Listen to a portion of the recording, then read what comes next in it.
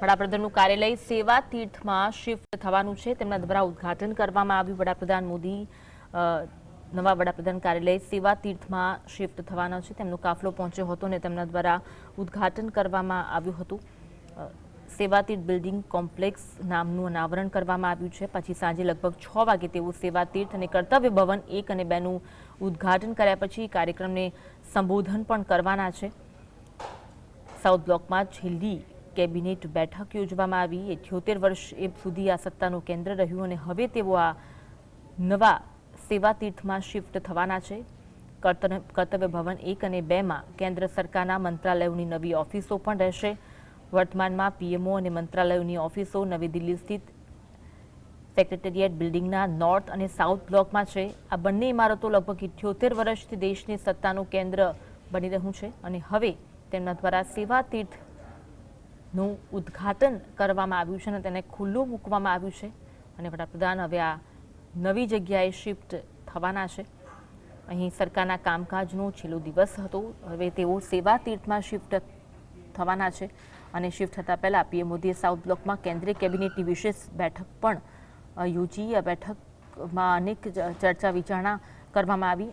1189 કરોડના ખર્ચે આ સેવાતીર્થ બનેલું છે। સેવાતીર્થનો અર્થ છે સેવાનું સ્થાન। પહેલા તેનું નામ એક્ઝિક્યુટિવ એન્કલેવ રાખવામાં આવ્યું હતું, પરંતુ 2 ડિસેમ્બર 2025ના રોજ તેનું નામ બદલીને સેવાતીર્થ રાખવામાં આવ્યું છે। આ નવી દિલ્હીના દારા શિકો રોડ પર એક્ઝિક્યુટિવ એન્કલેવમાં આવેલું છે। આ લગભગ 2.26 લાખ ચોરસ ફૂટમાં બનેલું છે, એટલે કે લગભગ 5 એકરમાં બનાવવામાં આવ્યું છે। તેને એલ&ટી કંપનીએ 1189 કરોડમાં બનાવ્યું છે। સેવાતીર્થ કોમ્પ્લેક્સમાં 3 ઇમારતો છે, જેમાં સેવાતીર્થ 1, સેવાતીર્થ 2 અને સેવાતીર્થ 3। સેવાતીર્થ 1માં વડાપ્રધાન મોદીનું કાર્યાલય રહેશે, સેવાતીર્થ 2માં કેબિનેટ સચિવાલય અને સેવાતીર્થ 3માં રાષ્ટ્રીય સુરક્ષા પરિષદ સચિવાલય અને રાષ્ટ્રીય સુરક્ષા સલાહકાર અજીત ડોભાલની ઓફિસ પણ રહેવાની છે। કેબિનેટ સચિવાલય સપ્ટેમ્બર 2025માં જ સેવાતીર્થ 2માં શિફ્ટ થઈ ચૂક્યું છે। નવા પીએમઓની નજીક જ વડાપ્રધાનનું નવું નિવાસસ્થાન પણ બની રહ્યું છે અને તે તૈયાર થયા પછી વડાપ્રધાન 7 લોક કલ્યાણ માર્ગ સ્થિત હાલના નિવાસસ્થાનથી નવા નિવાસસ્થાનમાં પણ શિફ્ટ થવાના છે, જોકે તેની તારીખ હજુ જાહેર કરવામાં આવી નથી। કર્તવ્ય ભવન 1 અને 2ના નાણાં, રક્ષા સહિતના અનેક મંત્રાલયો રહેવાના છે। આ સાથે નાણાં મંત્રાલય, સંરક્ષણ મંત્રાલય, સ્વાસ્થ્ય અને પરિવાર કલ્યાણ મંત્રાલય, કોર્પોરેટ બાબતોનું મંત્રાલય, શિક્ષણ મંત્રાલય, સંસ્કૃતિ મંત્રાલય, કાયદા અને ન્યાય મંત્રાલય, સૂચના અને પ્રસારણ મંત્રાલય, કૃષિ અને ખેડૂત કલ્યાણ મંત્રાલય, રસાયણ અને ખાતર મંત્રાલય, સાથે સાથે આદિજાતિ બાબતોના મંત્રાલય સહિત અનેક મુખ્ય મંત્રાલયોને આ જગ્યામાં સ્થાન આપવામાં આવ્યું છે। સેવાતીર્થ અને કર્તવ્ય ભવન સેન્ટ્રલ વિસ્ટા પ્રોજેક્ટનું જ એક ભાગ છે। સેવાતીર્થ અને કર્તવ્ય ભવન 1નું નિર્માણ સેન્ટ્રલ વિસ્ટા ડેવલપમેન્ટ પ્રોજેક્ટ હેઠળ કરવામાં આવ્યું છે। આ જ પ્રોજેક્ટ હેઠળ નવું સંસદ ભવન અને કર્તવ્ય પથ પણ બનાવવામાં આવ્યા છે। કર્તવ્ય પથની બંને તરફના વિસ્તારને સેન્ટ્રલ વિસ્ટા કહે છે અને સેન્ટ્રલ વિસ્ટા પ્રોજેક્ટ હેઠળ રાષ્ટ્રપતિ ભવનથી લઈ ઇન્ડિયા ગેટ સુધીની અનેક ઇમારતોનું રીડેવલપમેન્ટ અને કન્સ્ટ્રક્શન પણ સામેલ છે।